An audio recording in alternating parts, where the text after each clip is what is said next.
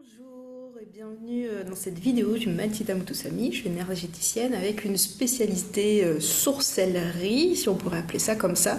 Non pas pour trouver les sources et l'eau en souterrain, mais pour ressentir toutes les lignes de la Terre, toutes les énergies qui émanent de la Terre et des constructions qui ont été posées sur les points énergétiques forts du coup.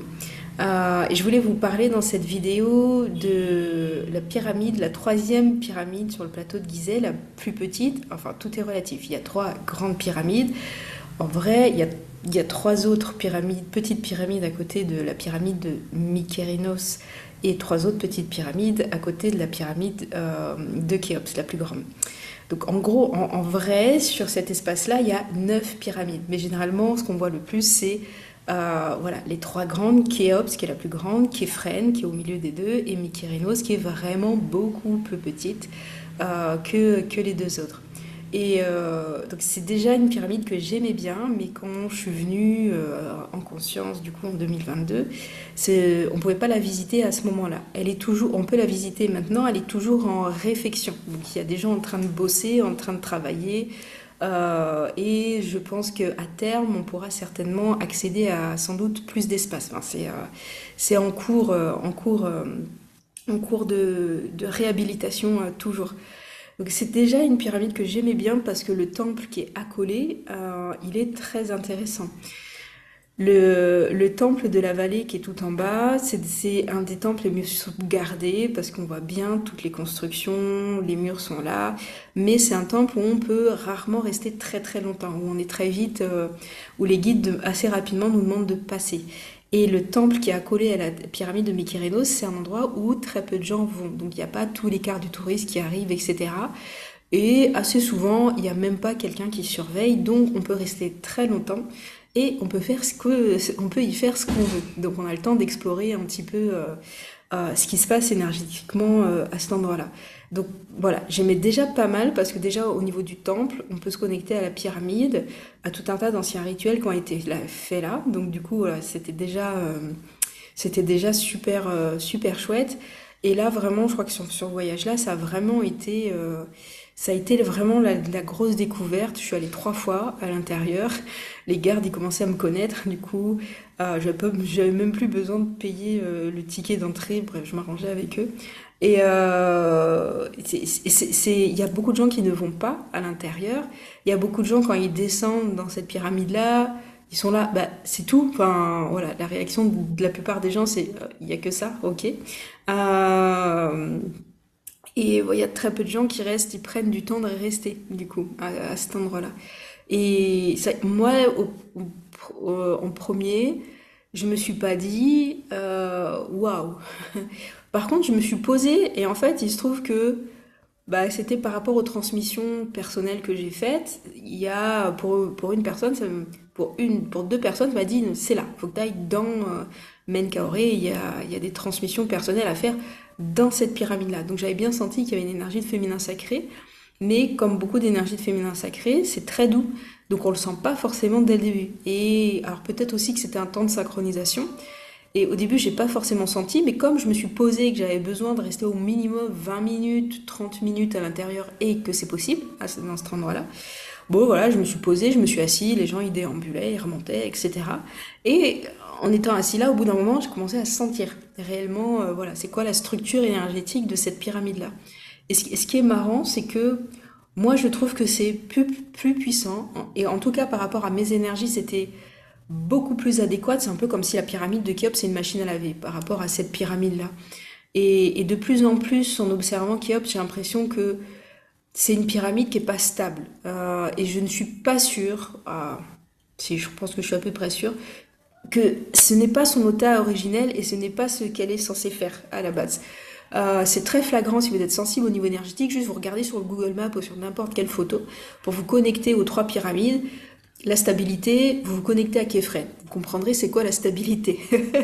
Quand on se connecte à Khéops, moi je trouve que c'est quand même très très le bordel parce que ça bouge tout le temps. C'est un océan qui est très agité. Un peu pour utiliser cette image-là et cette métaphore. Et voilà, si vous connectez à Kephren, on comprend bien la notion de stabilité. Voilà, c'est posé, c'est ancré, c'est sécure, c'est stable, c'est le yang, c'est l'énergie masculine, donc vraiment son aspect hyper cool, hyper sympa, droit, dans la droiture, dans le respect, dans quelque chose de très vertical qui évoque un peu le Jed aussi, pour les personnes qui connaissent. Et donc Mykérinos, qu'on appelle plutôt Menkaoré, les Arabes ont plutôt gardé l'appellation égyptienne de l'Égypte antique, parce que nous on a les les mauvaises, euh,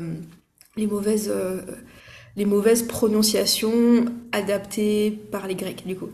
Et donc Menkaoré, du coup Mykérinos, Menkaoré ou Mykérinos, ça prend du temps à le ressentir. Il y a une espèce de forme de douceur. Et ça m'a fait peut-être presque, ça m'a fait beaucoup plus de bien que toutes les fois où je suis partie, où je suis passée dans la pyramide de Khéops.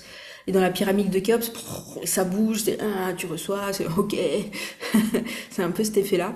Tandis que dans la pyramide de Menkaoré ou Mykérinos, quelque part, en tout cas c'est mon expérience, je trouvais ça plus guérisseur et beaucoup plus doux. C'est-à-dire ça prend le temps dans ta structure énergétique de faire ce qu'il y a à faire, d'ouvrir. Mais c'est doux en fait, c'est très doux. En tout cas, j'ai trouvé ça extrêmement agréable. Et peut-être aussi c'est parce que ça matche plus avec mes énergies et ce dont j'ai besoin à ce moment-là. Je ressortais vraiment avec une sensation d'être complètement propre, pure, réalignée. Toutes mes cellules, voilà, ont revenu une espèce de point zéro avec une sensation de guérison qui est en cours et qui est très douce. Et c'était vraiment très très intéressant. Donc c'était pour vous partager ma perception par rapport à Mykérinos. Et bien sûr, surtout, à vous encourager à y aller si vous allez là-bas, que ce soit en groupe ou que ce soit en individuel. Surtout, prenez votre ticket d'entrée. Surtout, prenez votre ticket d'entrée pour aller visiter l'intérieur de Mykérinos et d'aller faire un tour du côté du temple qui est accolé, donc côté Nil, si je peux le dire comme ça. Côté Nil, il y a les ruines de l'ancien temple. Il est très en ruine, hein, mais bon, il y a quand même pas mal de choses. Et que voilà, c'est vraiment des espaces qui sont extrêmement intéressants à explorer. Et moi, là, sur ce voyage-là, je me dis, ah ouais, non, mais Kirido, c'est plus intéressant. Alors peut-être c'est voilà, c'est sans doute un biais personnel, parce que j'aime bien la guérison quand elle est douce, quand elle est tranquille, quand elle est posée, etc. Et aussi qu'il y a personne qui flique dans la pyramide de Mykérinos, tu peux rester tranquille.